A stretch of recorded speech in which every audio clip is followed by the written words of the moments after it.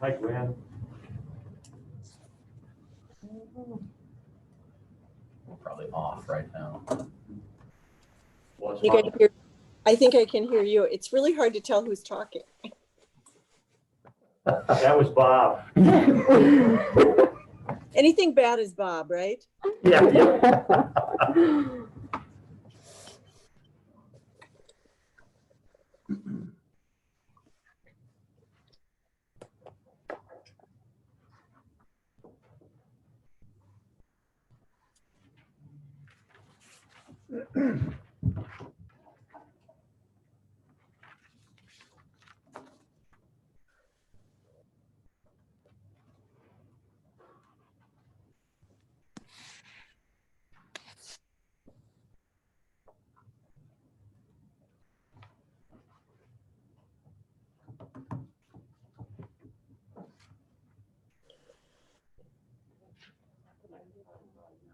You have 2 seconds. Six. Give us red, Alex. All right, it is 6 o'clock. I will call this meeting of the Indianola City Council to order September 21st, 2020. Please join me in rising for the Pledge of Allegiance. I pledge allegiance to the flag of the United States of America and to the republic for which it stands, one nation, under God, indivisible, with liberty and justice for all. Jackie, will you please call the roll? Yes. Councilmember Hewlin. Here. Parker. Present. Kling. Here. Schroeder. Present. Southall. Here. Marchant. Present. Shaw. Mayor Shaw. All right, that brings us to public comment. Is there anyone here tonight to speak to items that are not on the agenda? Moments of awkward silence. See if anyone wants to volunteer. All right, seeing none, next we have our consent agenda. Are there any items to be pulled this evening? Retta, I need to pull item 5B in the consent of the claims.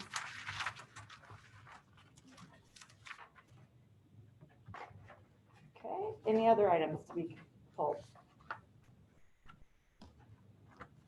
All right, the consent agenda will include items A, no B, C, D, E, F, G, H, I, J, K, L, M, N, O, P, Q, R, and S. Move to approve. Second. Any discussion on the consent agenda? Jackie, roll call, please.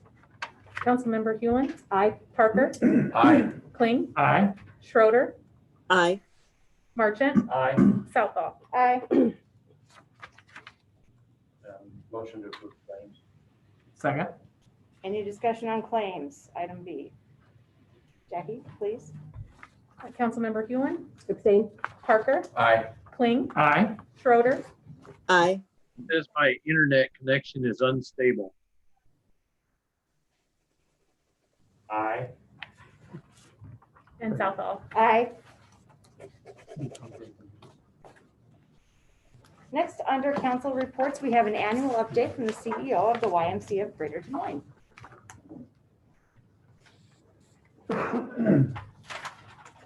Good evening. I would like to smile at all of you. It's nice to see you tonight. Thank you so much for having me. I really appreciate the few minutes on today's agenda. I just want to start by thanking you for the amazing community partnership that we've experienced together over the last few months. It's sincerely appreciated. You've stepped up to support your community YMCA in an amazing way with the rent reduction that you had voted on the last time that I was here in the audience. I want to thank you very much for that. We'll see the results of that this month here in September. Also, you had a fantastic community annual campaign this year, which is raised $25,000 more than the previous year. So that's an amazing accomplishment. You raised just shy of $96,000 in your community to support the YMCA.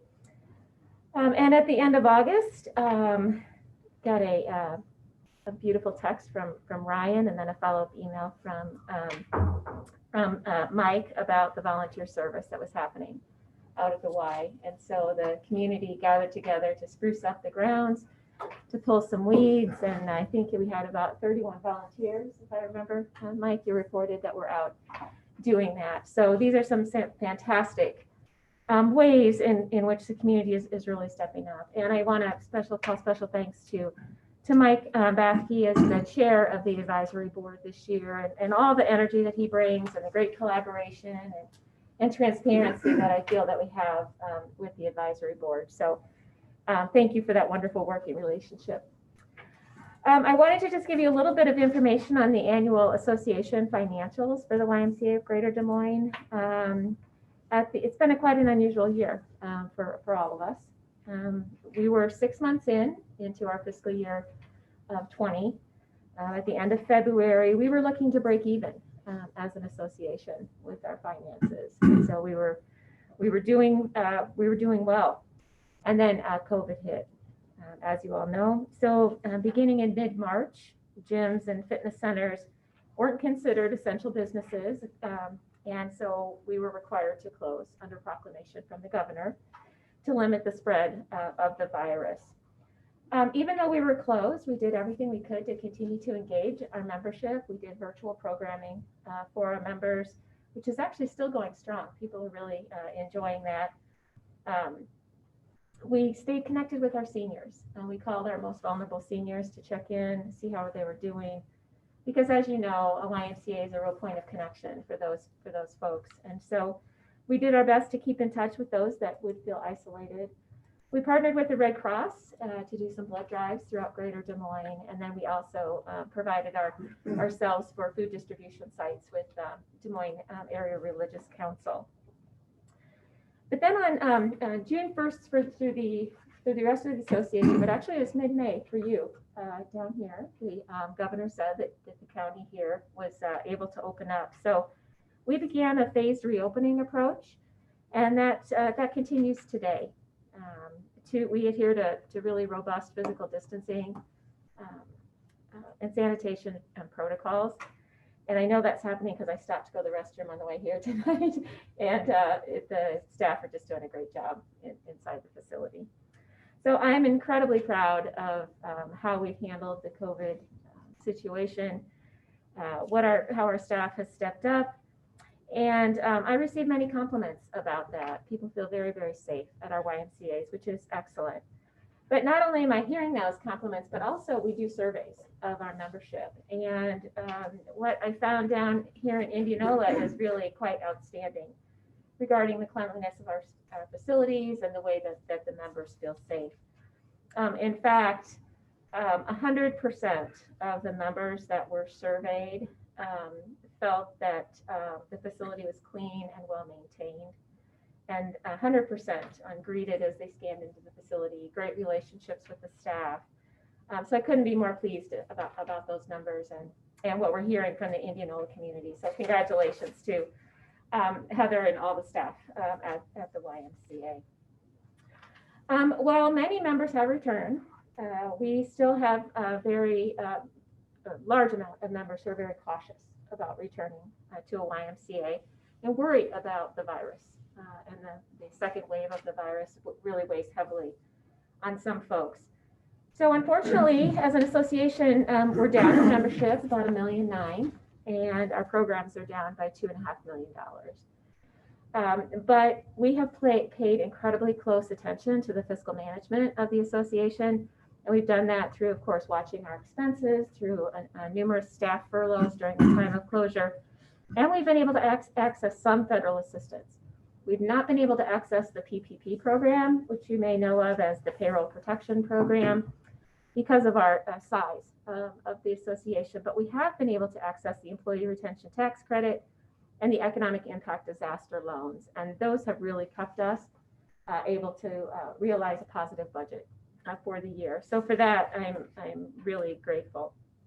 So our preliminary results for the year show that as an association, we have a better than budget end of year. So that's a very good thing.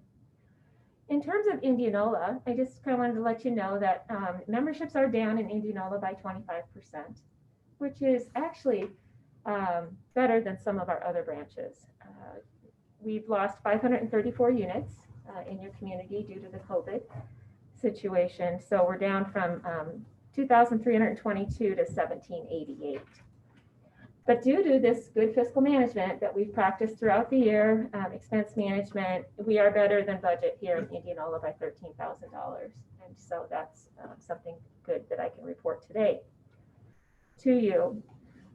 We continue to work right now on our fiscal 21 budget, trying to make some accurate forecasts of what we can expect for membership returning and our programs returning to the community. And so we are looking at a budget that really emphasizes our ability to really positively impact the youth in our community.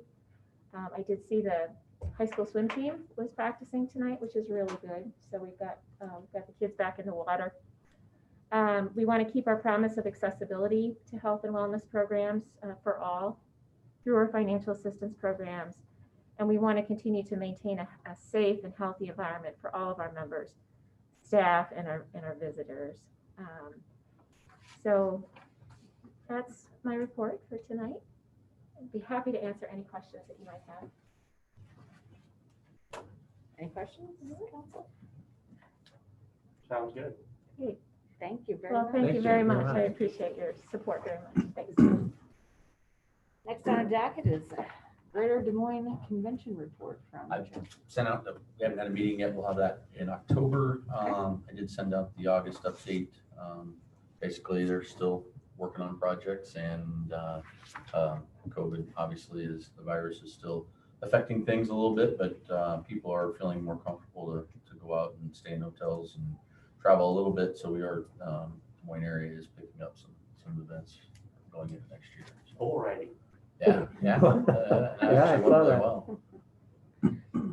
Just Councilman Parker, about an hour and a half ago, we received from Greg Edwards to myself and Andy that they'll be looking to come and make a presentation before council probably next month. So we're just waiting on their staff now to touch base with us. Good. Anything from Metro Advisory? I have nothing from Metro Advisory. How about Bravo? I have a brief from Bravo. It's really our first board meeting with 3 new cultural partners. Cultural partners are the CEOs of some of the major cultural venues, in Des Moines Arts Center, that kind of thing. And we always have 3 that serve on terms, and these were new term members. Our new members, board members: Ruth Haas, President of Living History Farms; Christine Herr, Executive Director of Art Force Iowa; and Michael Eagle, General Artistic Director of our own Des Moines Metro Opera, who will be, I believe it's a 3-year term. Brief highlights are, so far, we've been able to fund everything that we had promised to fund. And right now, so far, the effects of the COVID-19 on Bravo for the FY20 revenue decreased by almost $1 million below our initial estimate, but was better than the worst case forecast of an additional $250,000. So it's obviously hit pretty hard. We think last year we gave out about $4.5 million. We won't know the Q4 revenue until September, and so we're monitoring the sustainability calculations quarterly. Bravo has canceled its biggest fundraiser, which is the gala event, and it's been canceled for 2021, and the event will resume in 2022. Bravo also sponsors Connecting Kids and Culture, and what that is, it pays for admission for 1 through 5th grade students to visit the cultural attractions in Des Moines, like the Des Moines Arts Center, those types of things, the school bus and everything, and other cultural institutions. Indianola schools have taken advantage of this opportunity with many field trips. But the funding for this comes from contributions from the Principal Charity Classic. So we have very little funds remaining in that. Bravo is working to sustain as much granting as we possibly can, and the grants will obviously be much lower as we move forward. And I have one other brief an update on a community meeting. A couple of weeks ago, there was a meeting in Buxton Park for a proposed Buxton Park Pavilion, and it's a proposal by Indianola Park Friends. It's not a city project, but it's one of Indianola Park Friends. And there have been a group that is kind of opposed to it, and some that are for it, and some that don't know anything about it. So I suggested to Park Friends that they hold a couple more meetings so they can really invite people, and so they can inform the people more about what is going on with this project, since it is a Park Friends project. They asked if I would facilitate, so I will facilitate the meetings. There will be one Wednesday, October 7th at 5 p.m. at Buxton Park. If it's a mask and face coverings required, if it rains or if the meeting has to be moved, it'll be moved to the activity center. And then the second meeting will be Monday, October 26th at 5:45, and it's at the Indianola Activity Center. So if anybody's interested in voicing their opinion on the proposed Buxton Park Pavilion, those are two meetings, or at least one meeting of those you should go to. And I assume information about those meetings will be posted on all of our city Yes, venues. yeah. Okay. Well, why don't we just let that substitute for the mayor's report, since the mayor is not here to make a report? And anything else for community update? All right, moving into old business. We have in front of us discussion and direction regarding the sewer rate building by IMU. I assume there's someone who wants to speak about that. I will start. In your packet is a string of emails that we shared with council last week. I believe it was on Wednesday. The issue came to light on Tuesday, the 15th. Rick Graves, our wastewater superintendent, was notified via email from somebody at IMU that they had the new bill. So Rick was looking at the bill, checking the water usage, and started doing some quick calculation, and quickly learned that the rate that his department was being charged did not reflect the modifications that the council made in April. So that following day, or actually that day, started having some communication with IMU to determine how vast the issue was. And that information's in your packet. And essentially, IMU had provided notification that there's a subset of our customers that did not receive the new rate. We believe, and we're going through the process right now of trying to verify, but we believe that it is our businesses as well as the high users. So residential appears to be that adjustment appears to have been implemented throughout the system. It's the businesses and the high strength users that we believe did not receive the proper adjustment. We have requested some information. We were told by IMU that the loss of revenue was about $18,000. Staff's trying to go through the documents and information that were provided from IMU to verify that number. So that's the background. Am I missing anything, Jackie or Rick's on Zoom? So Rick, if I'm missing anything, please speak up. The question in the correspondence, IMU indicated that they were going ahead to process the adjustments to make sure that those adjustments were properly coded and entered into their system.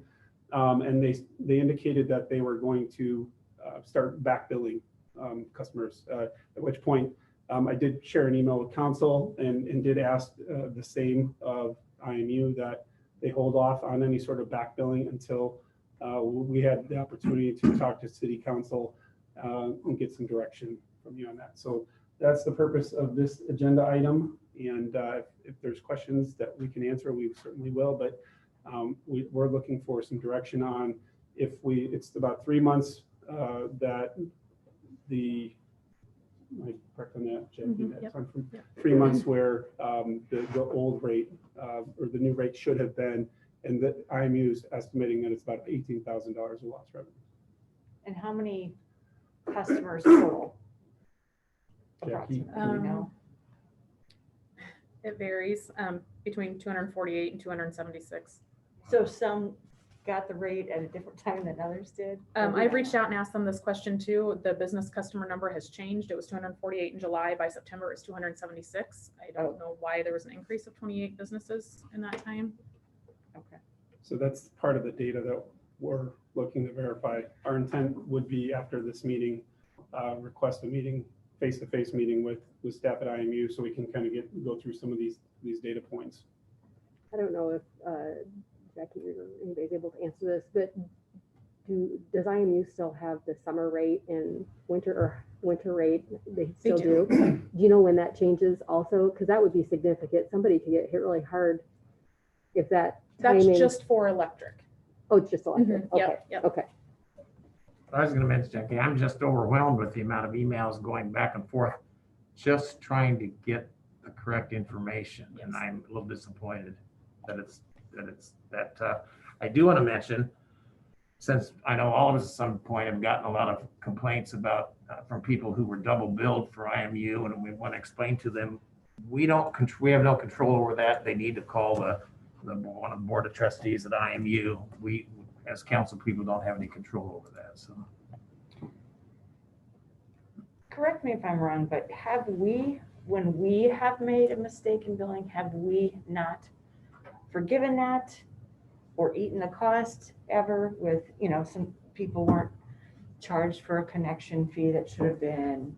Are there any instances like that we, granted, it's their mistake, I get that, but if we have a practice of moving forward and forgiving our mistakes and not penalizing a customer, that might be the way I'm personally. In the time that I've been here, there's the one issue that comes to mind. We briefed City Council early on when we first learned of this. The city and IMU had assessed a penalty to customers. They were paying a higher penalty rate, and when we briefed council, we wound up providing back to that. And then as a result of that, and looking at our policy, made some changes. Now the incorrect charges or penalty that was prior to 2015, and it was for a period of, I believe, 7 years as far back as we could go. I think our policy says, and I don't have it in front of me, but I believe it's going back to at least 5 years. That's the point. But nothing else comes to mind. We did have some conversations with council as part of the sewer connection district. When those modifications were made a month or two ago, one of the things that we did learn during the research of that the city was not charging certain customers, so we have not gone back in those instances to recoup or make up that difference. I guess I just want to make sure that we don't get in the habit of eating a mistake that's made not by us, but by IMU. Well, I guess I wasn't suggesting maybe that we eat it, No. perhaps the IMU. Exactly. eats it, but- That's what bothers me, is that this was not our mistake, but Two things on that. Brian would, number one is, does this have a negative impact on the planning that we've done with the wastewater treatment plant and sewer rate increases, is the first part of that. And secondly, what Councilperson Southall just mentioned, that this is IMU's mistake, and I think we should check into whether, I don't think we should bill the customers, I think we should bill IMU. So, first question is negative impact, and the second one is, let's collect from IMU. The first question is part of the due diligence that we're going through right now. So we need to understand what the true impact was before we can work with Mike Maloney and Andy, our finance director, to go through and update the numbers in the pro forma to really understand if that's enough, if we're okay, if it would have any sort of impact. So that's part of the work that we're still working on. this just seems to be one more piece in this cog of, I guess my understanding, where do we stand on the reports that have been asking by them? At this point, I'm just kind of in a standstill until we get their final numbers. The auditor said it's going to take some time to get the final reports. And I don't know if the utility billing has been reconciled for those months and closed so that the customer accounts aren't being touched anymore. So So we're still waiting to we're get the still final waiting. reports. Mhm. And those things impact our treasurer's reports, is that correct? And Yeah. How far back are we now on treasury report? We have gotten halfway through April. We got their Cassell numbers from April, but not their new system for April. And then we don't have May and June either to do the treasurer's reports. So This, this continues to be upsetting to me. When the general manager and board member were in here, whatever, how many weeks ago that was, I think I asked a question about where they were with elation and the level of confidence they had in the system. And it sounded to me like there was a few tweaks. This seems to be a lot greater than a few tweaks. And I guess blaming others and not taking ownership is kind of a problem for me, and I continue to see that shift of trying to blame other people. Or, I mean, I've even seen situations where people have been upset about their electric bill and have been told it's because the sewer rate went up. This has kind of gone on too long for me, and I don't know what recourse we have, but I think we need to demand better for the residents of this community. So I think we need to get this thing straightened out, and if need be, maybe they need to come back in here and explain to us why this is happening in Indianola. I don't disagree with Greg. The one question I have, you pretty much said everything I'm feeling. So essentially, we pay them for providing us with the sewer rate or the sewer billing service, correct? That's correct. There's a portion that we pay to them. There's a percentage that they tell us based off of, I believe it's revenue. Based on revenue. There's a percentage based off of revenue. So then they provide that service, the phone service, the billing service it's for sanitary sewer, it's for storm sewer and recycling. Actually, correction, it's based off their expense. That's right, expense. But essentially, but we pay for the service. This Correct. isn't something, so I guess as one of their customers, essentially, for their billing services, I'm not very happy about this. If this was a private entity, we would expect, a level of professionalism, and I'm not, while I understand mistakes do happen, somewhere along the line, somebody at the top wasn't doing their job to make sure that this stuff, because we're seeing more and more of these things happen, and I guess my level of confidence in what's going on at IMU is really starting to frustrate me. It's not very good, and it's really starting to frustrate me. So, yeah, I would be interested in saying, it's on you guys to provide for that amount. This is not how I guess I view a professional government entity to be run. I guess this is troubling. And we have to look into whether or not we could do that, whether we could actually, the agreement, the 2080, whether we could actually take that up from IMU. So we would have to research that Okay. before we could take the action on that. Can I jump in here a minute? This is Gwen. Yes, go ahead. Can you hear me? I would just want to say too, let's just make sure, as Ryan already indicated, and that it continues, that we're not going to back bill until we have more information. Because as you've all stated, it's probably not the best practice, but I think any one of us in our own businesses would not go to the customer to correct our mistake. So whether we can expect reparation from them or not, we want to make sure that we're not doing anything going forward until we have more information. And then also solve the problems that John and Greg are mentioning. And we need to review that as well. Do we have any sense that the problem is in the implementation of Elation or Elation itself? Did IMU purchase a faulty product, or is it just not being properly implemented?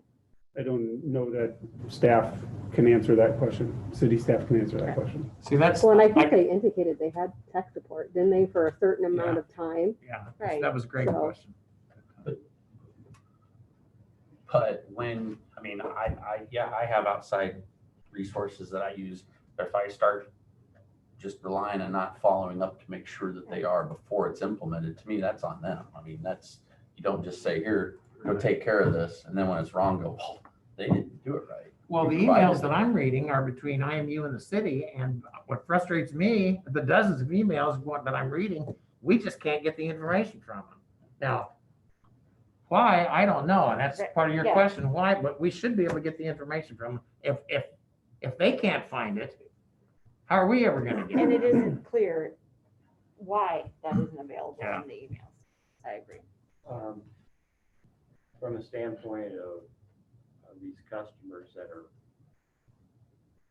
for no better term, hanging out here, maybe not necessarily knowing that there is a problem or haven't been notified of the problem.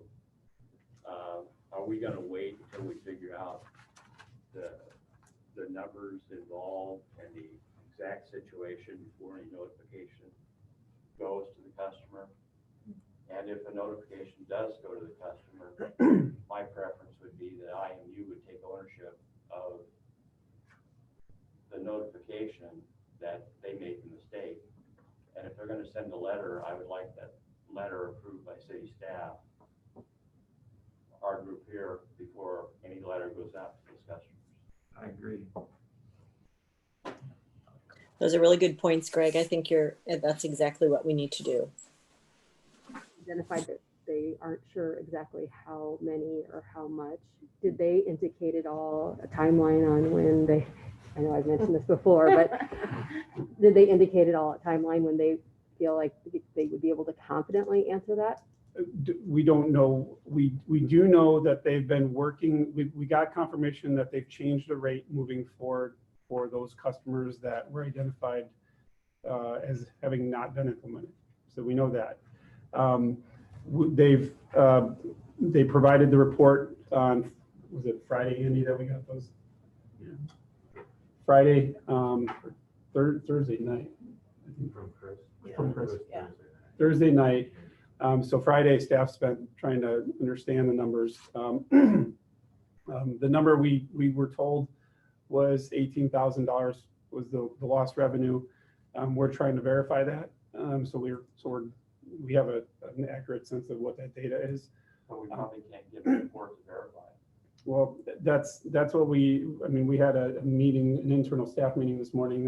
Or this afternoon. That's when Jackie identified the differences between the two 200 numbers. Just singling out a restaurant, like, was it Cal's? No, that I emailed you, and Figured I that- found that okay. one out, yeah, but no, Okay, so It's just strange though that they gave us a number of 18,000, but we can't get any vaccination or reporting. well, I mean, it doesn't seem to match if you can't provide one thing, but here's the number. yeah, and the plan is that after tonight, we're going to be reaching out to them. Let's sit down. Let's go through the data that they provided us. Help us understand that, how you arrived at those calculations.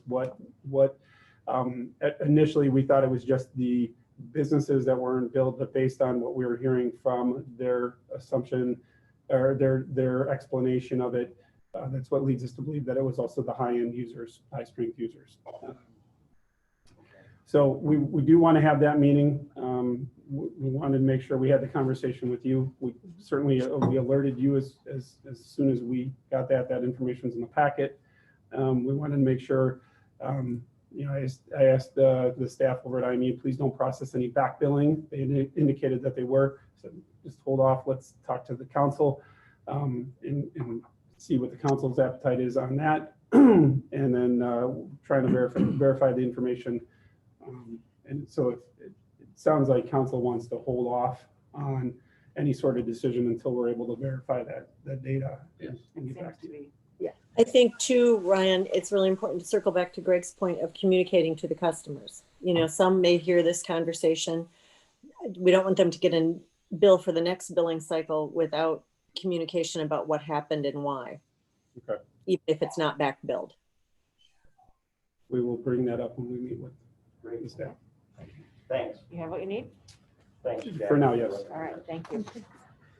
The next item of business before us is a resolution denying a final plat for Muscovus Estates located at 1409 West 6th Avenue. Motion to approve. Second? Does anyone need to speak about this?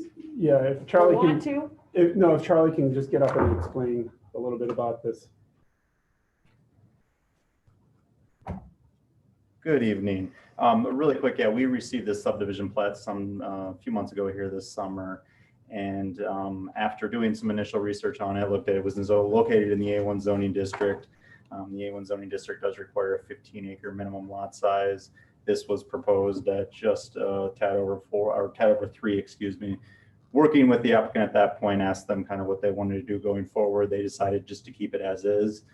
However, there is a provision of state code that states if city council does not make a determination on a subdivision plat, it may be deemed approved. So we just wanted to go through the formal process of denying the actual submission that we received. That will change if they wanted to bring it back for, say, a rezoning or whatever. Yeah, yep, we can go through that process then and then just start over again. Any other discussion or questions? So to be clear, we have before us a motion to deny. So we are approving a denial. Yes, a resolution Which seems denying it, yeah. It does seem weird, but it's, yeah, that's how we have to do it. That's why I was trying to get to with Greg's move to approve. I'm like, He's approving the denial. It's a no. That's what it said. It does. Jackie, please. Councilmember Hewlin. Aye. Parker. Aye. Kling. Aye. Schroeder. Aye. Marchant. Aye. Southall. Aye. The next item of business is a resolution approving a request for an alternative method of approval for site plan for Cabin Coffee located at 910 East 2nd Avenue. Move to approve? Second. Charlie, would you like to? Yeah, just really quick. So this is an alternative site plan approval. What the applicants are asking here, we have the highway design standards along 92 and 65, 69 that require, for the most part, that the side facing the highway be 100% brick or other like materials, and then the two adjacent sides be 30%. What is being proposed here is a little bit different than that. They're really going to have a feel of it being more of a cabin type building, so the siding that they're proposing really resembles that. But if you look at the intent of those highway corridor regulations, what it does say is it's really trying to kind of get some of those, for lack of a better term, JD looking buildings, farm machine type sheds off the highway corridor. So it was staff's opinion that this building does meet the intent of the code, and does, obviously the code does give the council flexibility to ultimately approve an alternative site plan. Yeah, this is a great looking building. Right. Yeah, It really yeah, it is. Mhm. It would ruin the theme if we didn't. Right. Change their name. Right. You think going forward, this is the best way to handle these and going forward. Just make them as an exception at that point and deal with each one at a time. Yep. Perfect, okay. You have first and second. Is there any further discussion? Good job. Jackie, if you call the roll, please. Councilmember Schroeder. Aye. Marchant. Aye. Hewlin. Aye. Parker. Aye. Kling. Aye. And Southall. Aye. Do they have a timeline of what they're talking about? Did they give you anything? As far as building, Yeah. With this, we had another site plan from them that they submitted. A few more comments that they still have to resolve before they can go forward. But I would imagine if they could, they'll probably start breaking ground here before winter and try to get foundations in. Cool. Don't quote me on that though. No, that's fine. No. We won't have to. It's on tape. That concludes our old business. Moving into new business, the next item before us is a resolution approving a final plat for Grand Meadows Estate located within 2 miles of the city of Indianola. And Yes. You want to speak? Sorry, I Estate. don't know if we want to go through the motion first, but. Move to Go ahead. approve. Oh, second.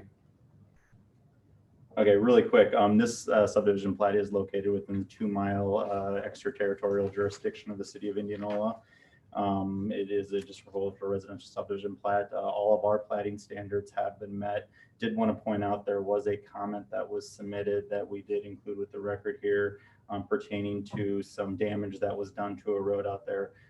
Obviously, City Council knows this, that's under the jurisdiction of Warren County. We did forward that comment to both the zoning office and the county engineer, and I know that the county engineer is working with the property owner to get that issue resolved. So again, we can't control the resolution to that, but just wanted to make sure council was aware that that comment was being taken care of. So if there's any questions, I would be happy to answer them. I believe the applicant is here too, if there's any questions of him. Questions or further discussion? Jackie? Councilmember Schroeder, Sorry, I had to unmute. Aye. Marchant, Aye. Hewlin, Aye. Parker, Aye. Kling, Aye. and Southall. Aye. The next item of business is a resolution approving the purchase of a telecommunication system for the city of Indianola in the amount of $53,490.08. Move to approve. Second. Discussion or Yeah, information? just information. This is a budgeted item and on the CIP. The current phone system is no longer supported. And it's this Alex, IT and multiple departments spend a lot of time going through and evaluating, updating. So this is coming in under the budgeted amount. Any other discussion? Will the conference phones be better than these? I don't know. Okay. It's going to be a whole new set of strings and cans. Awesome. If there's no further discussion, Jackie? Councilmember Schroeder, Aye. Marchant, Aye. Hewlin, Aye. Parker, Aye. Kling, Aye. Southall. Aye. That brings us to other business and the city manager's reports. Anything to report? Just receive and file the correspondence from September 4th and 11th. Move to receive and file the correspondence September 4th, September 11th, 2004. Second. Any discussion regarding the receipt and filing? Jackie? Councilmember Hewlin, Aye. Parker, Aye. Kling, Aye. Schroeder, Aye. Marchant, Aye. Southall. Aye. We will be back on the streaming services after executive session for the study session. There will be no action taken after executive session. That being said, I will entertain a motion to enter into closed session in accordance with Iowa Code Section 21.51C to discuss strategy with legal counsel in matters that are presently in litigation or where litigation is imminent and where its disclosure would likely to prejudice or disadvantage the government. I so move. Second. Any discussion? Jackie? Councilmember Schroeder, Aye. Marchant, Aye. Hewlin, Aye. Parker, Aye. Kling, Aye. Southall. Aye. We are now in closed session.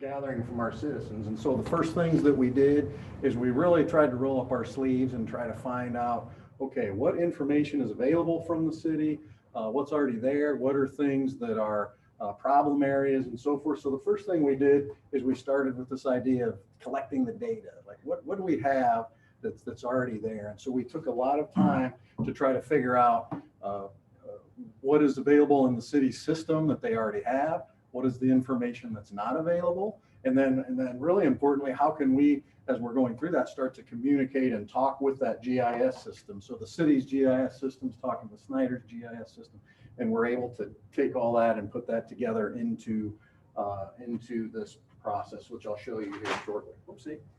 The next part of this was as we started to move into thinking about some of these problem areas that were kind of well known. We also looked at this idea of stormwater modeling and trying to understand, okay, when we look at a project and we're doing, say, a culvert crossing or one small area, and we're trying to figure out, well, what size should that be? How do we know what the right answer is at that spot? You know, as we were doing that, we were quickly recognizing that, well, understanding that one location probably isn't adequate, because we know, well, there's a whole lot of stuff upstream and what's happening up there, and there's stuff downstream. If we make this culvert bigger, is that going to unleash a downstream? And how do we phase these improvements so that they're sequentially in the right order, so that we're not causing unintended consequences? And so we spent some time thinking about modeling and how that can work. We also recognized that there was a big number of issues that your citizens had gained just regarding stream assessments or stream issues, where, man, that stream's getting closer and closer to my garage or my house, or, you know, whatever it might be. And so trying to figure out, okay, what are those items and how can we work them into a longer term plan? And so we kind of took this data collection part of the process, and we kind of overlaid that with this idea, well, staff and citizens were good resource for, well, where are the issues? You know, they're here. They know where concerns have been, have been presented. And so kind of overlaying that into there, we came up with just some overriding conclusions, which were, you know, the idea of using this money to keep the existing infrastructure in good repair. So not necessarily thinking of, well, what can we do more and bigger and better, but you know, we have what we have. How do we make sure that a portion of that is using that money to keeping what we have in good repair?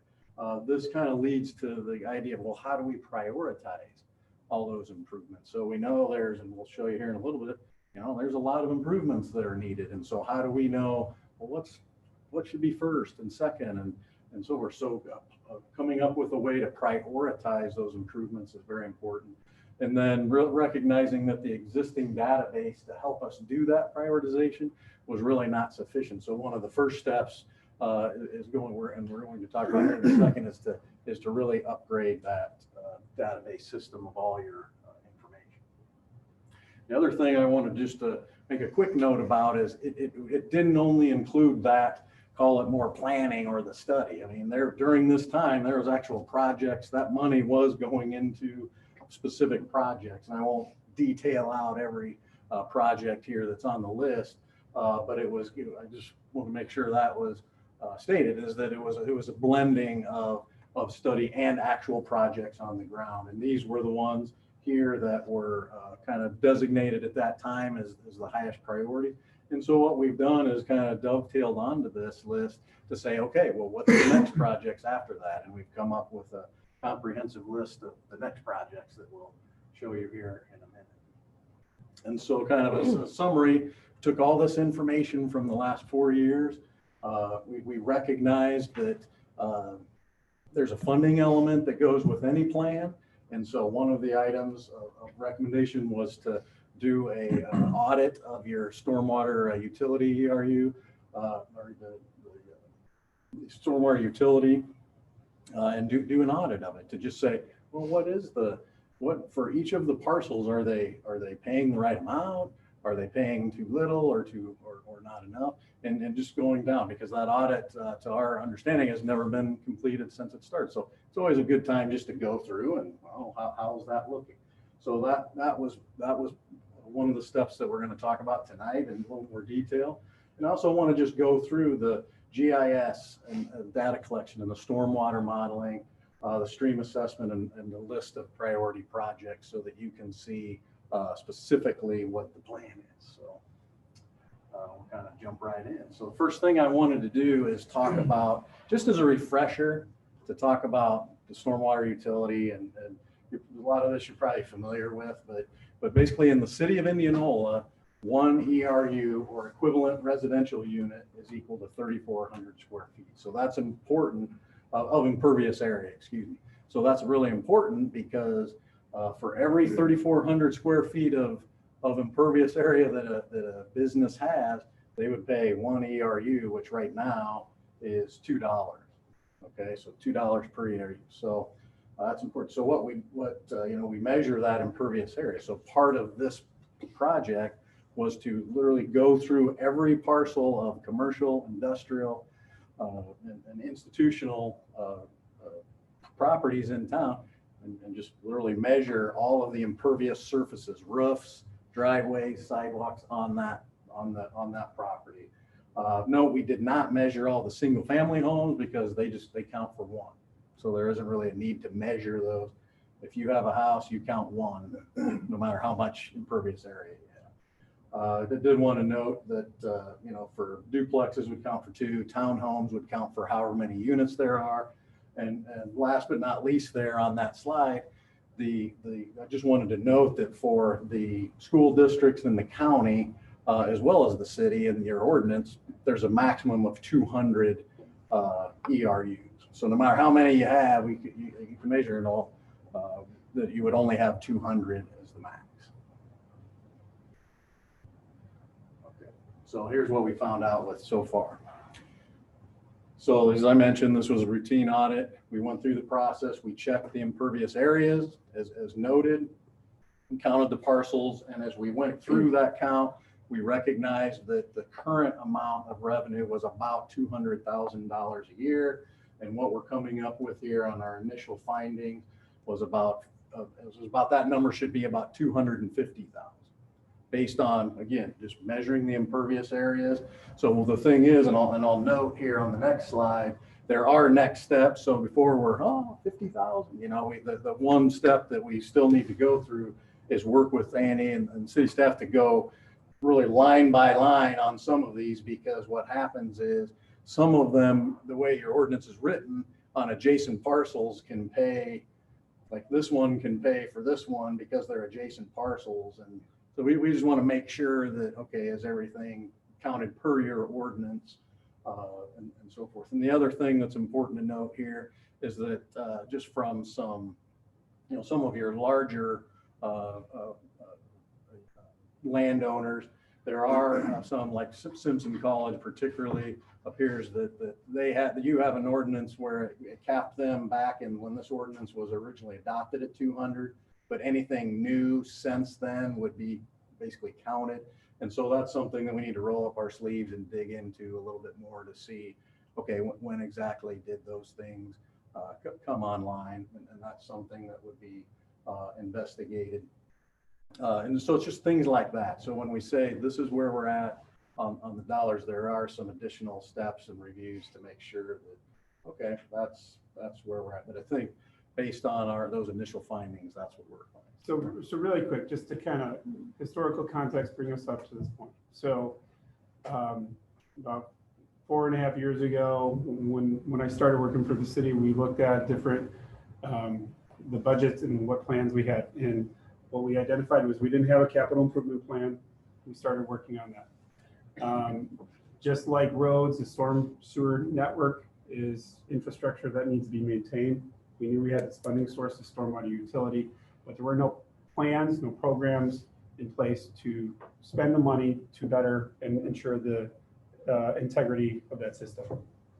That's where Snyder comes in. They started assessing what we had, what we didn't, looking at soils that Dave presented to us last year, and we learned a lot about our soils and kind of the different watersheds. So, and what GIS does or does not have for us. That's the information that we need to make sure we're prioritizing projects. So as part of this budget, what Mark's talking about now is the stormwater utility. That's what funds our stormwater projects. As part of this budget, one of the things that Andy had recommended was we do this audit to ensure that the fees were capturing the revenue that should be captured in order to fund this project, fund the projects that come out, because much like this, the pavement indexing study that we did with our roads, we have a network we have to maintain. And if it's coming in here, but the amount of work that we have to do is up here, there's a gap there. So that was part of the reason why this. So we completed this, the multi-year review of the storm sewer infrastructure. They did the audit, and now so that's kind of summarizing this up to this point. How are entities billed for this? Is it part of? So it's on their utility bill. Okay, that's not what it is. Yeah, so it's a $2 charge for Okay. anybody sitting up here, just residential, it's $2. It's $2 per month. $2. So that's the stormwater utility. And then the next item I just wanted to cover really quickly is the GIS. So currently in the city's GIS database, there's 350 structures that are noted. Those are all those little dots that are on that map. And so just our initial evaluation based on some data that the state of Iowa had, it appears as if there's at least, or somewhere in that range of 1,350. So about 1,000 more structures than what is currently in your database. Just, you know, and their data could be more or less, but I think we take that to recognize, well, there's probably quite a lot that's not included in your system. And so that's kind of just a kind of a validation of, yes, it's a good idea to move forward with getting some of this additional information. I won't get into all the attributes other than to note all of the attributes that can be in the system. That's something that we would work with staff to say, okay, well, what do you want? When all is said and done, what information is important to you? So that can be included, and come up with a sheet. So when you go out there, you literally look at every structure. So you would look at it, assess it. Is it in good shape or poor shape, and so forth. Just kind of some of the things that we would look for in terms of the condition, different defects and ways that we would be able to rehabilitate that, and what are the costs associated with that. All of that be encompassed in that process. So kind of just as a summary, we know that this GIS actually, you know, there's cost up front, but it actually saves time in the end with trying to go hunt down the information. You have one standard platform, you have one way of determining it for the entire city, provides a higher level of customer service. In other words, when people call in with questions or concern, it's right at your fingertips. So any of the city staff can look right at it and know this is the issue right there. You can locate the critical maintenance issues that are noted there. So every manhole gets reviewed, gets a picture taken. And so we know which ones are, we need to fix these sooner than these. And then that helps us prioritize. So if you can look at all of them and you come up with a rating system, then it helps you say which one should be kind of first, second, third as you're going through that. And so in terms of the cost to complete this, basically there's about 55 days of time, and literally that's going through all 1,350 of those structures to take that, take the pictures and take the assessments, and then putting that into the GIS database was the cost of the $117,500 to do that. So at the end of that, you would have a fully functional, fully complete database of every stormwater structure in the city of Indianola. And that includes culverts, manholes, intakes. So you would have everything there. So that's the GIS. The stormwater, this one kind of washed out a little bit. But as Ryan noted before, one of the things that we did is we looked at every watershed inside the city of Indianola. And within that, and there's dots, it's kind of hard to see on there, I apologize. But we looked at where are all the priority projects in the city, and where are those watersheds that those projects are contained in. And one of the things that we recognize, as I noted before, is that it's really important to take a watershed approach and not just, well, we did one here and we looked at a little model here.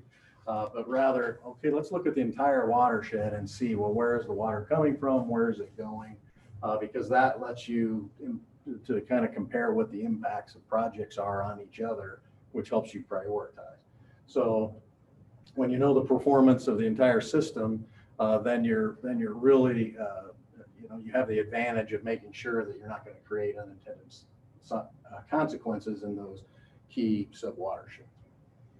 And so there's 8 kind of sub-watersheds, main sub-watersheds in town. So what this would be is creating that hydrologic and hydraulic model.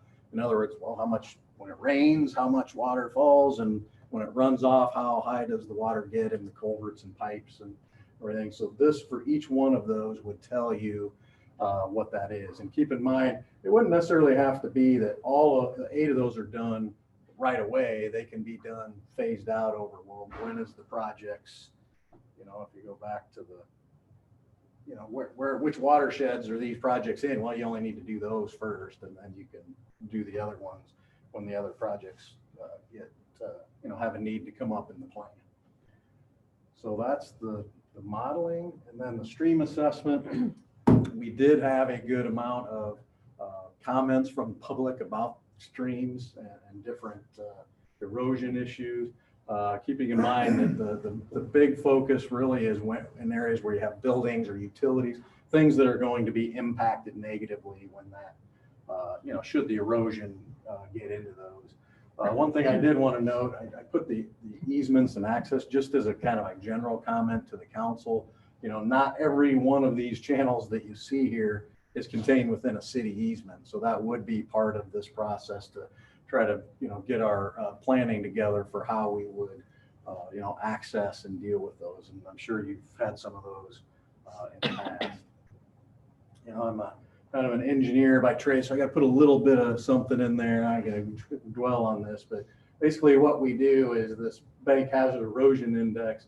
It really just tells us, well, if it's eroded this much, then it's, it's poor, or, it gets worse and worse and worse. And so it's actually, you literally walk every foot of the channel in town and you grade it based on these criteria. So there's a DNR set criteria that tells you what that is. And then at the end of the project, you would come up with a map that would look like this, that would have red areas and yellow areas and green areas that would say, well, here's where the good, the spots that you're probably okay, and here's where you need to look at it. So on this map, what you're looking at is everything in red has a building or a utility within 75 feet of the channel, and everything else in yellow does not. And that's important because when you look at this to try to understand in terms of priorities what you want to do with the channel improvements, the priorities for the project is knowing, well, what's the risk. So again, this is developing. You got your database. It's just like the database of stormwater structures, only this is the database of channels. And so that also helps you prioritize in the same way. Now you know what you got. You know where your problems are. And I think the key thing of all of these databases is the ability to be consistent with the public. So if you have one grading scale for the whole time, when someone calls in, you can compare to everybody else and, well, no, you aren't really the worst in town or whatever. I mean, or maybe they are, but you have the data at your fingertips to be able to actually tell them the honest answer. And so kind of there's 2 options. One, assessing it for the 11 miles, which would be just the red, or the 60,000 would be the 17 miles, which would be doing everything. So that's a question to be determined. So that's the stream assessment. The next item was the priority projects. And as I mentioned, this was city staff and public input. Where are the key areas that we want to look at? And so what we did is we didn't zero in on any singular type of project. They're stream banks, storm sewer, culverts. So this includes all different types of projects. And so I'm not gonna go over there's basically 18 projects in the initial kind of plan. I'm not gonna go through all 18 projects in due to time constraints. But what we're going to end up with is a map like this that has the locations of 18 different projects that are the priority projects. And this is kind of the important thing. So every project is going to have a one-page summary that says, you know, here's why it's important, here's the problem, here's what the recommendations are to fix it, here's what the costs are, so that as the city staff or council, you could go through the book and any particular project, you'd have all the details right on that one page for any project. So we'll have 18 of these sheets in the final version of the plan. And the other thing that's probably the most important thing is kind of the capital improvement planning phasing. Okay, and so what this is going to have, and across the top you can kind of see the fiscal years. It's kind of hazy there, but so what we're trying to do right now is, assuming that the 50,000 comes to fruition, assuming say a $250,000 a year amount that you would have to spend on stormwater utility items, you would be able to do, you know, some of those study elements that we talked about, the database, the stormwater modeling, the assessments, or the stream bank assessments, be able to do some planning for like a certain amount every year for rehabilitation of structures. And then you would be able to do these projects, these 18 projects. Okay, so what you're going to end up with is a kind of a spreadsheet that says, okay, fiscal year 22, 23, 24, every year, here's what you would be able to spend to get to the $250,000 amount. And that's the process right now that we're going through with the staff to, you know, we have all the projects. Now we just gotta, okay, how quick or fast or slow do we want to prioritize, or basically show those projects as being completed within that $250,000. So that's what this is showing. Complete all those CIP worksheets, come up with the final kind of overall budgetary plan, and then be able to kind of end up with one book that outlines all of this information. And so just kind of as a summary of what we found, the dollars are there. I did want to note that number one, the stormwater ordinance update, just as a quick note, probably one of the things that would ultimately be something to consider is looking at your overall stormwater related ordinances, not just the stormwater utility ordinance, because there's a few items in there that are different from other cities, but that's not wrong. It's just something to think about. And then just your overall development and, you know, other stormwater related ordinances. There's really kind of a big push right now in central Iowa to try to get communities to be on the same page in terms of those. So that's something that you might hear more about coming up. So I wanted to note that. So all 18 of those projects, if you kind of go down the list, it gets you there's about $6 million worth of those 18 projects. If you add up the entire total. And so again, we'll prioritize, we'll spread those out over time and show you what you can do for the 250. One thing I did want to note on that is just this idea of your $2 a month that you're currently charging. This table kind of outlines what other similar jurisdictions are charging in central Iowa and around the state, kind of similar size communities around the state. And if you kind of filter down to the bottom, you can see that kind of where the average and kind of the 75th percentile and 85th percentile are around the $5-6 range for those jurisdictions that are listed there. So I would say $2 is the Iowa Municipal Utilities does a survey every year of all the communities, and $2 is the lowest one of anybody. That's the lowest. So just as an idea, that's where you're at today. And then kind of what is that in terms of that CIP plan that I mentioned. So to do everything that's in there at your $250,000 a year, the $2, right now that timeline would be 28 years to complete that at that set amount versus, you know, if it was at the $5 or $6, kind of in that 75th to 85th quartile. And again, not saying what the right answer is. That's just information to show you what, you know, kind of what it would take to go through that many years at that much dollars. So I kind of ran through it fast. I know it was late. I heard somebody say Monday Night Football, so I didn't want to. But I'm definitely happy to answer any questions you have or dig into anything deeper if you'd like to.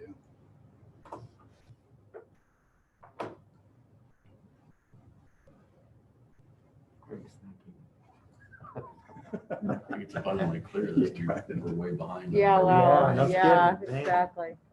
It just continues to astonish me that every time we look at something, we're so far behind. We may have to adopt a manhole project. Outside box. I don't know if my question's for you. Number Well, Ryan, right, but that's when I'm putting you on there, so. With If the you combine it, because we prioritizing, showed 350 versus 350. how does I know. IMU and their projects work with like our scheduling of our prioritizing? Well, what we do is when we put together our list, and we're excited because this year we've got this, the pavement indexing.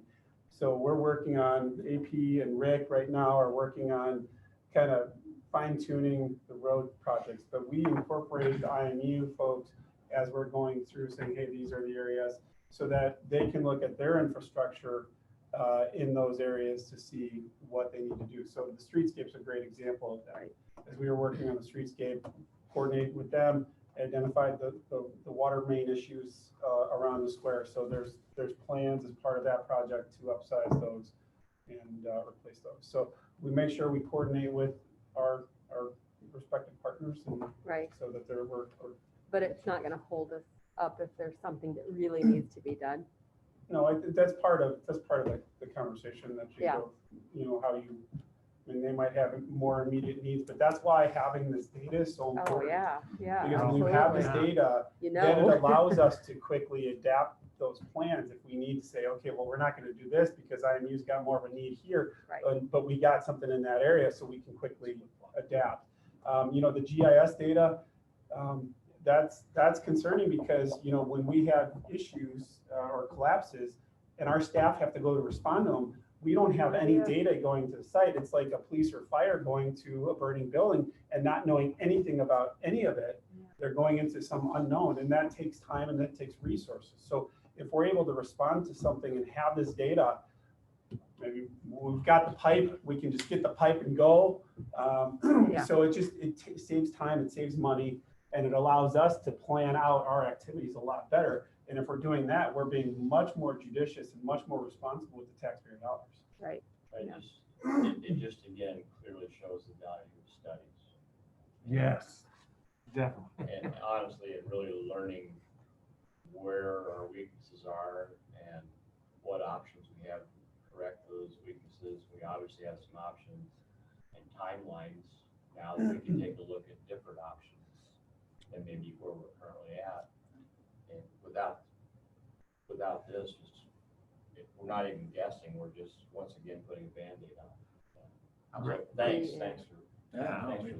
Greg, it really shows that our biggest weakness has been lack of studies in the past. Yep, absolutely. How often should you do the audit on the stormwater?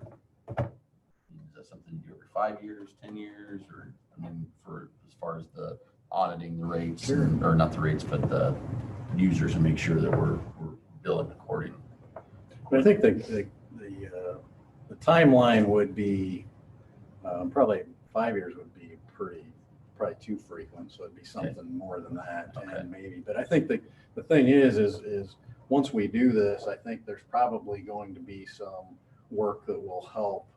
So as things go forward, then it'll not get Shouldn't out have of to whack. do- It's just, because I think when you think about some of these things, a lot of it is, well, what happens at the time of data entry when Right. somebody moves or a new property comes online? And I think having, maybe thinking through some of that process, how does that translate to the billing, and having a kind of that system, which I'm sure there's a good system now, but maybe this will highlight some things that, we could do this better, or whatever. A specific example, John, is a lot of cities require on the site plan ordinance that you calculate and show what the units are Yep. on the site plan. That's what I would want. Not If required. new property comes on, Yeah. you just automatically just Charlie. put it into the system. You get that system in place, Yeah.